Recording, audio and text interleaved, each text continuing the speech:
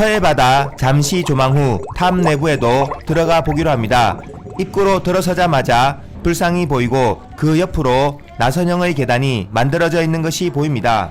위로 올라가 보기로 하고 나선형의 계단을 걸어 올라가는데 계단이 제법 많네요. 어느새 가장 꼭대기층에 도착했는데 가운데 불상이 놓여 있고 주변으로 외부 테라스로 나갈 수 있는 문이 있는데 딱히 특별한 건 없네요. 높은 곳에서 외부 경치를 감상하려고 문을 열려고 보니 문이 모두 잠겨 있습니다. 내부에 별건 없고 그냥 한번 올라와 본 정도의 느낌이라 바로 내려옵니다. 다시 경내의 뜰로 나와 눈부신 햇살 맞으며 사람 구경하면서 잠시 둘러봅니다. 저기 어린 친구 한 명이 뛰다가 계단의 단차 때문인지 바닥에 넘어집니다. 여자아이가 제법 아팠을 듯하고 나 같으면 아파서 울었을 것 같은데 끝까지 울지 않고 다시 일어나 씩씩하게 걸어가네요. 저걸 울지 않고 어떻게 참죠? 나름 이 근처에서는 높은 곳이고 푸르진 않지만 어쨌든 서해바다가 넓게 조망되는 곳에 위치하고 걸어서 힘들지 않게 올 수 있어 산책 삼아 한 번쯤 와봐도 좋겠습니다. 구경도 잘했고 이제 슬슬 상해로 이동을 해야겠네요.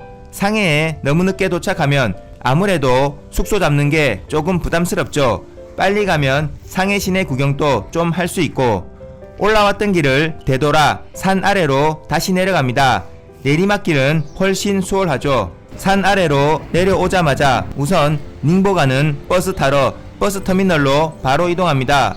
대산도 버스 터미널에 도착해서 안으로 들어가는데 터미널은 제법 큰데 사람은 별로 없어 여유롭게 이용합니다. 상해 바로 가는 버스는 몇 대 없어 시간 맞추기가 어렵고 닝보 가는 버스는 30분마다 한 대씩 출발해서 이용이 편리합니다.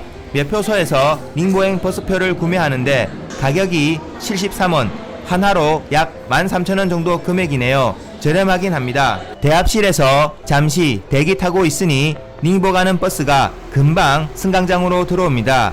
바로 버스로 올라타고 내부를 보는데 한국에서 타던 시외버스랑 똑같습니다. 사람이 많지 않아 아무 자리나 앉아갑니다. 평일 오후라 좀 한가할 수도 있겠네요. 버스가 터미널을 출발하고 곧 시내 중심가를 벗어나 닝보로 가는 큰 도로로 들어서서 차량이 거의 없는 열린 도로를 시원하게 달리기 시작합니다. 닝보 버스 터미널까지는 대략 1시간 반 정도 걸리기 때문에 여유롭고 가벼운 마음으로 창밖으로 지나가는 경치를 구경하고 경치가 좀 지겹다고 느낄 때쯤 높은 건물들이 나타나는데 버스가 도시에 들어서고 바로 닝보에 도착한 모양입니다. 닝보는 처음 와보네요. 한자로는 영파라일랜드 이름이 주는 느낌이 좋습니다. 절강성에 소재하고 중국에서도 제법 중요한 위치를 차지하는 큰 도시인가 봅니다. 오래된 도시라 도시 곳곳에 관광할 만한 관광지나 명승고적이 좀 있나 본데 저는 상해로 가기 위한 기차 환승을 위해 들린 도시라 그냥 경유만 하기로 합니다. 버스가 실내 터미널에 도착하고 곧 사람들이 한두 명씩 버스를 내리고 저도 천천히 따라 내리는데 실내라 방향 감각이 전혀 없어 어디로 가야 할지 잠시 두리번거리다가 대충 예쁜 여자가 가는 방향으로 흑심을 품고 따라갑니다. 번호 좀 저 정도의 알려주시면 안 외모면 돼요? 중국에서도 제가 여자 다음에 전화번호 문자 따는 것 칠게요. 정도는 쉽게 그건 가능하겠죠? 네? 버스 터미널 밖으로 나가는 해전문이 무척 견고하게 생겼는데 안전한 느낌입니다. 터미널 밖으로 나오니 기차역으로 가는 안내판이 있네요. 안내하는 방향으로 천천히 이동하고 어디에나 산소처럼 존재하는 편의점을 지나 계단을 올라가니 바로 앞에 닝보 기차역이 나타납니다.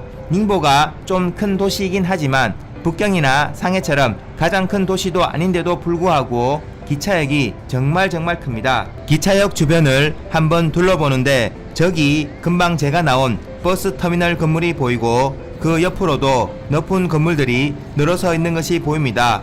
그 와중에 날씨 참 좋네요. 넓고 넓은 기차역 앞 광장을 지나 역 내부로 들어갑니다. 기차역 내부는 정말 넓네요. 한국에서는 제일 클 것 같은 서울역보다도 몇 배는 더 큰 것 같습니다. 평일 오후임에도 불구하고 사람이 무척 많네요.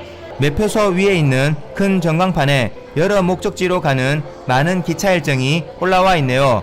가장 빠른 기차를 타기로 하고 표는 매표소로 가서 예쁜 매표원 언니가 있는 창구에서 중국 언니랑 눈도 좀 마주치고 서로 교감도 하면서 표를 구매하기로 합니다. 근데 아쉽게도 매표원 모두가 마스크를 착용해서 얼굴이 보이진 않네요. 상해행 기차표를 구매하는데 144위안, 대충 하나로 25,000원 정도의 가격이네요. 표를 구매하고 탑승구가 있는 안쪽으로 이동하는데 중국은 아마 시내버스를 제외한 모든 대중교통수단에 대해 짐 검사를 하고 내부로 입장을 시키는 것 같습니다.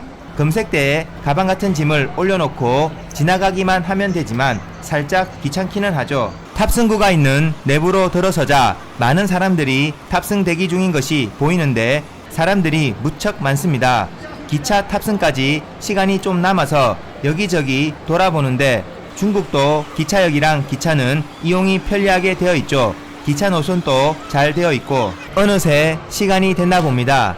제가 탈 기차의 탑승구로 사람들이 줄을 서기 시작하네요.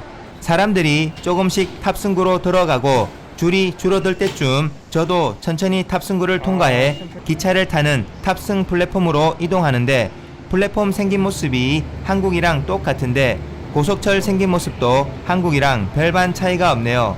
저는 입석표라 좌석이 없어서 대충 예쁜 여자가 보이는 객차로 탑승하는데 객차 내부에 사람이 많긴 하네요. 좌석이랑 전체적인 모양이 매우 익숙하게 생겼는데 대충 깨끗한 느낌입니다.